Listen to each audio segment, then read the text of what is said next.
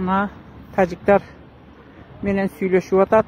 Bilbeyim me dep atat. Özübüzdün жерге özübüz эке чыга албай калдык. Короода туруп bizди коркутуп атат азыр тажиктер. Мына Платинадачы илге бир кароол менен бир мурап турган жерде азыр ызгып мына дагы мына толтурат оружиясы менен келип турат. Биздин пограндар оружиясы жок эле турат. Булар мынантип кезенип автоматы менен келип турат. Мына жөнөкөй адамдар.